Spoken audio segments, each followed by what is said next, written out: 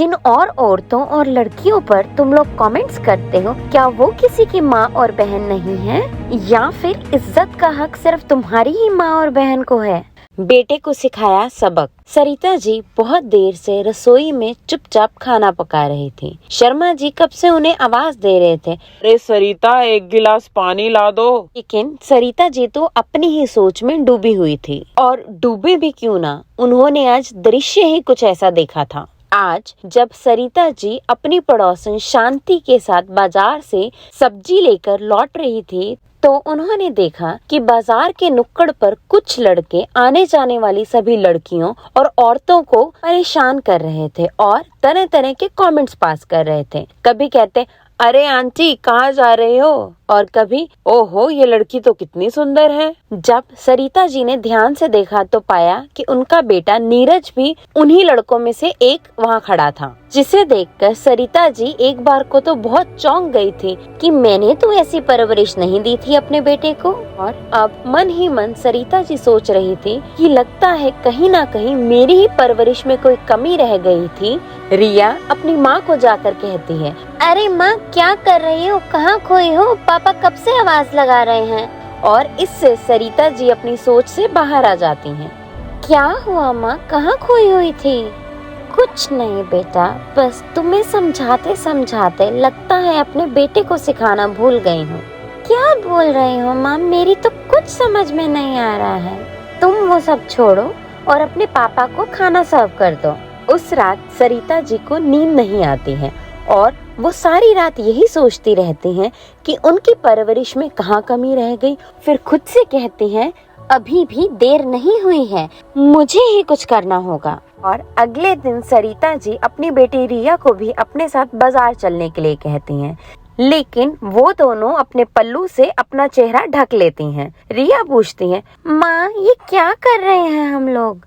बेटा सवाल मत करो, बस जैसा मैं कहती हूँ वैसा करती जाओ। और जैसे ही वो लोग बाजार के नुक्कड़ से निकलते हैं, अपनी आदत से मजबूर रोज की तरह नीरज और उसके दोस्त उन पर भी कमेंट्स पास करने लगते हैं। अरे वाह, लाल लाल टमाटर, वाह टमाटर बड़े मजेदार, कोई हमें भी टमाटर देता जाओ भाई। और इतना सुनकर सरिता जी अपने और रिया के चेहरे से पल्लू हटा देती हैं। उन्हें सामने खड़ा देखकर नीरज एकदम से चौंक जाता है, अपने दोस्तों से कहता है, अरे चुप करो, ये मेरी माँ और बहन है। तो जिन और औरतों और लड़कियों पर तुम लोग कमेंट्स करते हो, क्या वो किसी की माँ और बहन नहीं है, या फिर इज्जत का हक सिर्फ तुम्हारी ही माँ और बहन को है? असली मर्द वो लोग होते हैं जो औरतों की इज्जत करते हैं और उन्हें सुरक्षित महसूस कराते हैं। नीरज, तुम्हें तो मैं बचपन से यही सिखाती आ रही हूँ कि हमें हमेशा दूसरों की इज्जत करनी चाहिए।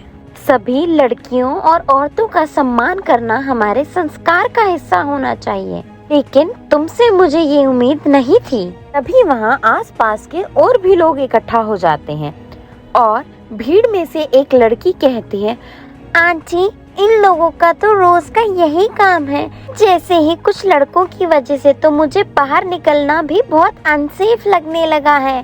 तभी रिया कहती है, हाँ माँ ये सही ही कह रही हैं, मुझे भी बाहर निकलना बहुत ही अनसेफ लगने लगा है कि पता नहीं कब कौन कोई कमेंट पास कर दे, कब कौन पीछा करने लगे। हालांकि मैं तो हमेशा जैसे आपने बोला है वैसे ही कपड़े पहनती हूँ, कभी गलत वक्त पर बाहर भी नहीं जाती हूँ, अपना पूरा ध्यान रखती हूँ, फिर भी मुझे बहुत अनसेफ फील होता है।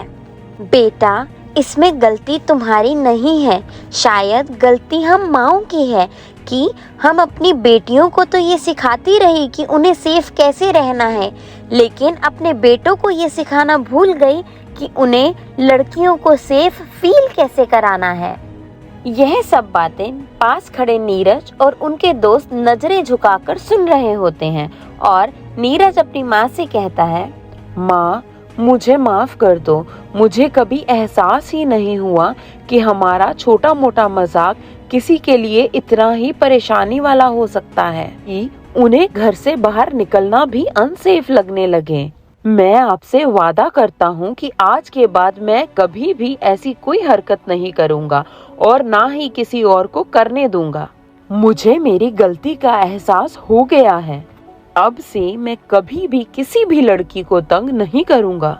हाँ आंटी, हम भी वादा करते हैं। मुझे तुम लोगों से यही उम्मीद थी। तो दोस्तों, आप बताइए कि आपको हमारी आज की कहानी कैसी लगी। इसी तरह की और कहानियों के लिए सब्सक्राइब करें हमारा चैनल पीके टून स्टोरीज।